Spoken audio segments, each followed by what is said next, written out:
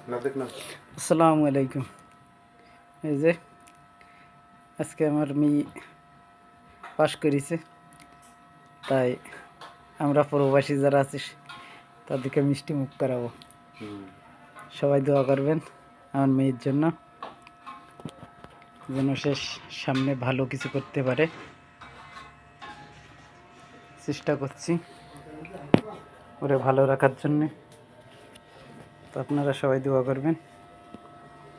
আমি সবার মাঝে বিতরণ করব, আর আপনারা যারা দেখবেন তাদের তো খাওয়াতে পারছি না, তারা মন থেকে দোয়া করবেন ইনশাল্লাহ ইনশাল্লাহ। তো আমি এখন প্রসেসিং করব, সেটাও দেখাবো, কারণ এর ভিতরে লাল সাদা আছে, তো যার কারণে আলাদা করা লাগবে। এই যে আমাদের বিদেশি পেট, গরিব মানুষ বোঝেনি তো, এইভাবেই জীবনযাপন করছি। সবাই আমাদের জন্য দোয়া করবেন। এই যে এখন রুটি আর মুরগির গোশ নিয়ে এসে এটা খাবো,